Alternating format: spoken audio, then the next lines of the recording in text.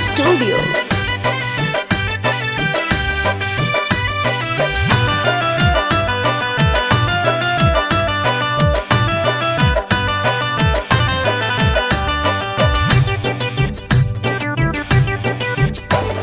हमारा ये चौड़ी ला भर बना गई ला भर बना। हमारा ये चौड़ी ला भर बना गई ला भर बना। हम ही लहंगा की नहीं देबो कहबे तो शॉपिंग कराई देबो।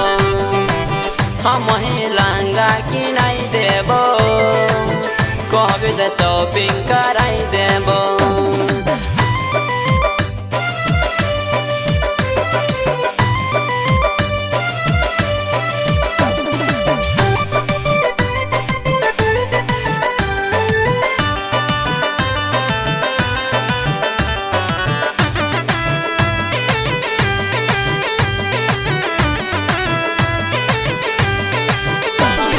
हमारा जनक नहीं लो भर मिलतो पटना में जाके खो जले।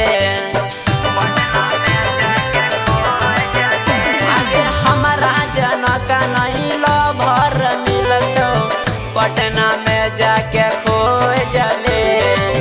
रोटी सब्जी सब कुछ बनैबो रतिया में गई बिछना बिछैबो। हाँ बहन चौरी गाला लगा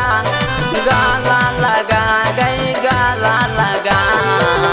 हम ही लहंगा की नहीं देबो कहबे तो शॉपिंग कराई देबो। हम ही लहंगा की नहीं देबो कहबे तो शॉपिंग कराई देबो।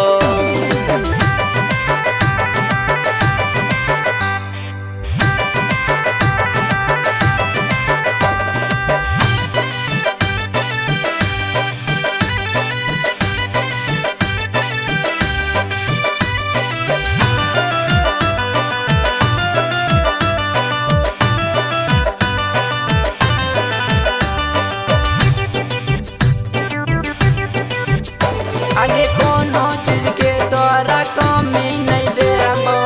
हमें घूमेबो तोरा पटना गे। आगे कोनो चीज के तोरा कमी नहीं देबो। हमें घूमेबो तोरा पटना गे।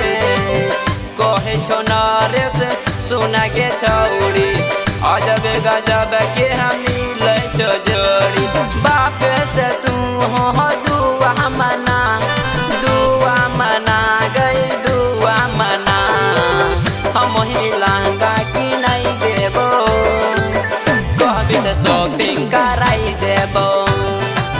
हम ही लहंगा की नहीं देबो कहबे तो शॉपिंग कराई देबो।